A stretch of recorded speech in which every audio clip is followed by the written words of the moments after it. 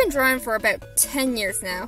I originally started by creating Star Fox OCs and fan art, as well as Dinosaur Planet fan art, but towards the end of grade 6, my teacher started making a comic on the class bulletin board. And me, being the bratty 11-year-old that I was, I looked at it and said, yeah, I can do better. So, I made a comic. I never finished this comic, but I kept working on it for a couple years. In the end, it wound up being 4 chapters and 84 pages long. Honestly, I'm impressed with how much work I put into this. Even though I never finished this comic, I kept redesigning, rewriting, developing the story, worlds, and characters, and am now taking this project in a direction that I'm finally happy with. For the next couple of videos, I will be reading this comic and comparing it to my current project. So, without further ado, let's read Mayonaki, Planet of Dragons. For starters, let's take a look at this cover. I will admit, I drew this cover when I was already well into the comic, and if you take a look at the first few pages, it shows. The funny thing is, I drew another picture that was similar to this one, but more detailed, and yet this is the cover I went with. Now, really, the only real reason that I went with this one as opposed to the other one is that the other one was drawn on graph paper, and was kind of meant to be more postery. If I had to choose between this cover and the other picture, I'd have to go with the other picture because it's more detailed and generally just looks better, even if it was drawn on graph paper. But enough digressing, let's talk about this cover. First up, what the heck is up with the title? It's all skewed and slanted, and the letters are so close together. I remember basing the lettering off of a specific font with a starry design, but tried to make it more crystally. There's a reason for that. We'll get to that when we get to it. Now, Mayonaki is a nonsensical word that I made up as a kid, but in short, it is the name of this world that we're in. Also, Planet of Dragons. Can you tell I was obsessed with Dinosaur Planet at the time? Okay, maybe I still am a little. Shut up! Apart from the title and characters, this cover is pretty barren. Speaking of characters, let's take a look at these guys here. I'm not going to get into their names or anything like that, but I'll give you a basic rundown. So first off, we've got this fox girl who wields a staff. Sounds familiar, doesn't it? She looks like she's trying to be serious and badass, but she's just kind of got this derpy face. And I will give myself credit for using complementary colors without even realizing that they're complementary. But the shade of orange that I used for her hair is awful. Why did I think that orange looked good? Also, you can't really see it properly right now, but her ponytail has kind of a foxtail coloring to it, so that's a thing that you'll be seeing. And then we've got this red bird guy here, who is carrying, I think that's supposed to be a fire sword, but it looks more like a regular torch if you ask me. And he threw a fireball, which really just looks like a failed attempt at drawing goop. And then you've got this shorter purple bird guy, who looks like he's holding a banana? Come on, does that not look like a banana to you? Now, you may have noticed these little cat fox things around the cover.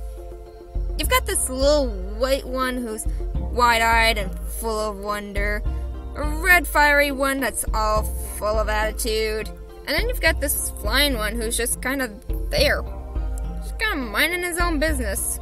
And then if we look to the upper right-hand corner, we see this dog?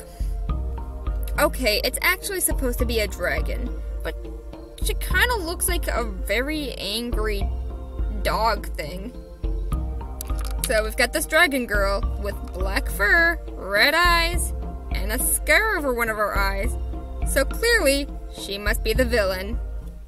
Let's just get into the comic and see if it's really that bad.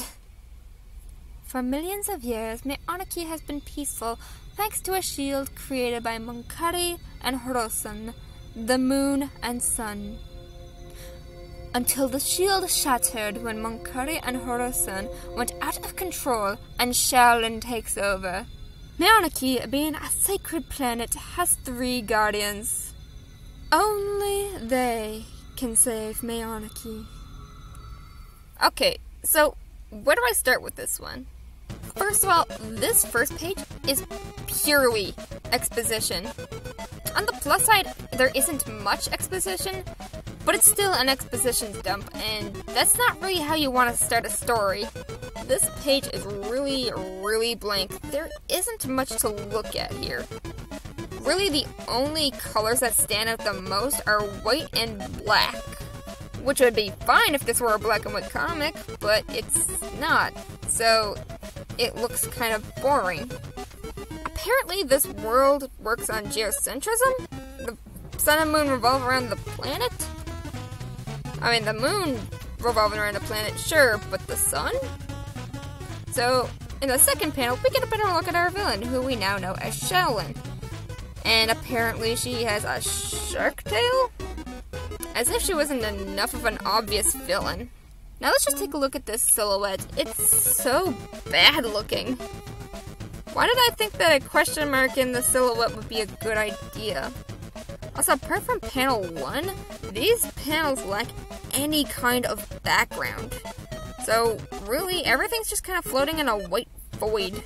Also, of course, this planet has 3 Guardians of Legend, because why wouldn't it? Also, I neglected to mention this down here. Lunar Fox One Productions. As if that name would stick. Yeah, for those who don't know, Lunar Fox One was my original DeviantArt account name, but I lost the account because I forgot my password and deleted my cookies like an idiot. And now that account sits on DeviantArt as an empty shell for all of time. Meonaki, Planet of Dragons. Chapter 1, The Adventure Begins. Elsewhere. 5, 4, 3, 2, 1.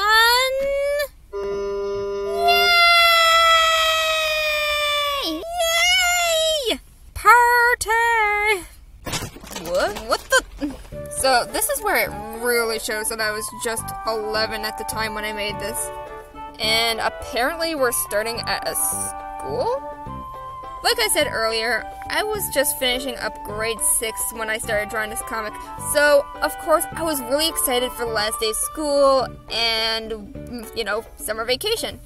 So, of course, I based the introduction of this comic off of the last day of school. Also, our introduction to the main character is that she is pretty hyperactive. Also, MCS? Why is that? Oh no. We have a hyperactive character who is just finishing up school, roughly around the time I was finishing up school. Oh, I feel like I know where this is going, but we'll read on, What's with Aislinn? Sugar rush? Aislinn drank too much pop. Oh, there it is. Yep, this character's name is Aislinn. You know what that means, right? She's a self-insert. I remember back in high school, I decided to give this character more of her own identity and really separate her from myself. So she became the character Azra Fox. So throughout this comic, I will be referring to her as Azra because Aislinn is too weird to read.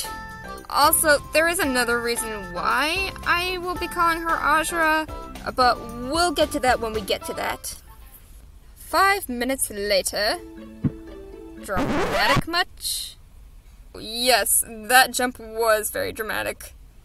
Remember, party at my house! They don't even know the half of me. Also, this line pretty much indicates that, oh, she has another life that they don't know about, but in this situation, it just comes out of nowhere. Are you filming me? Stop filming me! I told you, don't start. So we see that our protagonist has recorded one of her classmates doing something and is now watching it for laughs with her friends. Our hero, ladies and gentlemen. And the plot arrives in the form of a small creature. Feet! Random characters doing random things for the sake of doing random things. What are you doing here, Swa? Bring the chips! Guest room? I've got a secret tunnel. Secret tunnel! So our protagonist has a secret tunnel just conveniently in her house. Couple questions. First of all, how did it get there? Second of all, how did nobody else in her family notice that tunnel was there? Third of all, why the heck is it in your house? Wouldn't it make more sense for the tunnel to be, somewhere outside where tunnels would more naturally occur? I see, Jewel. Also, our character speaks in slang. Really, really dated slang. Now, let's go. 1 minute later. Why are we here? Once again, this character says what we're all thinking. Freedom! What? What? You get to go through, but not us? That's correct. So, yeah, there is a magic shield preventing our protagonist's friends from going with her to this magic beach. So, what was the point of bringing them? No, seriously, what was the point of bringing them if they couldn't even join her? Also, this staff, where did it come from? I mean, I'm assuming she has it on standby somewhere in this cave, but we don't exactly see her go grab it or equip it or anything. So, really, where was she keeping it this whole time? Oh. When Phoenix gets here, tell him I'm on my Ionic. So you may have noticed that I've blocked a name out. That's because a handful of characters, apart from my very obvious self-insert, have been named after some of my real-life friends, 2 of which being my cousins. So, since these characters share names with real people, I'm just going to replace their names with those of their current counterparts. So, in this case, I'm going to be calling this character Phoenix, as he became my own character, Phoenix Ambrosia. And we'll be getting into personalities when we actually meet these characters and learn more about them. Also, I like how accepting the protagonist's best friend is of the protagonist being able to go through the shield, but not her. Like, she was angry about it for 1 page, and that was it. Let's go, Swa. Oh, wait! Talks. And, of course, we have to have a talking dog-like character. Kind of like a certain dinosaur from a certain video game. But I digress. Yeah! What the... Cool. Okay, so a random cat girl can climb a shield just by sticking her nails into the shield. I guess you could say this is a side effect of the shield protecting the planet breaking, but that's a pretty flimsy shield. That is the most craziest thing she's ever done. Besides flushing paper down the toilet. Don't try this at home, kids. This grammar, it's atrocious.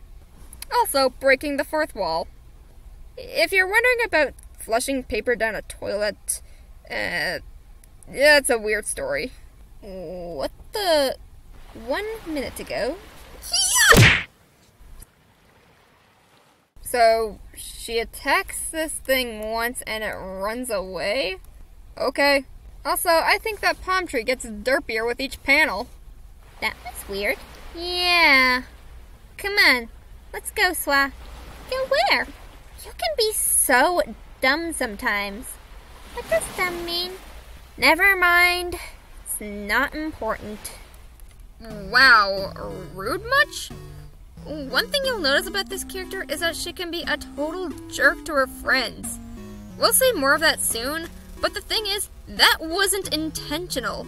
Mind you, when I did switch this character over to Azura, she did eventually become a jerk, but The difference between this character and current Ashura is current Ashura is a jerk on purpose. This one isn't. And guess what? We have to deal with her the whole way through. Back in the cave, half-hour later.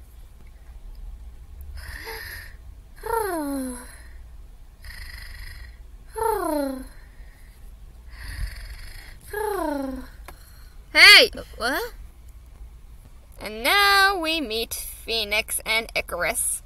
Yeah, their names aren't actually Phoenix and Icarus, but like I said, these characters share names with real people, so I'm just calling them by their current incarnations. How did you get up there? Well, I'm not here! I'm an illusion! There it is, my favorite line in the entire comic. No, seriously, I legitimately love that line. It's so stupid. Very nice, Cat. Ashura already left. She took half the Doritos. And suddenly, wings! Now, this is a character who actually doesn't have a counterpart in the current project, and that's because this character actually belongs to somebody else. In fact, this character belonged to who was my best friend at the time, who was also the person who got me interested in DeviantArt in the first place. So, since this character doesn't belong to me, I'm simply going to call her Cat, because she's a pink cat. Okay, well, bye everyone. Phoenix! You idiot! Wait.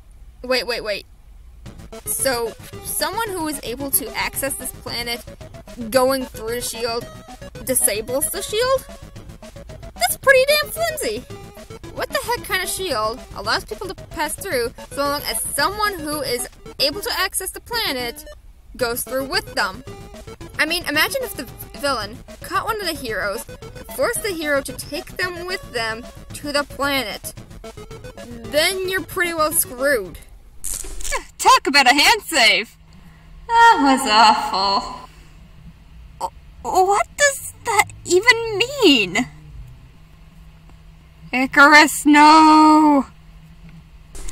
I'm gonna die! So I live.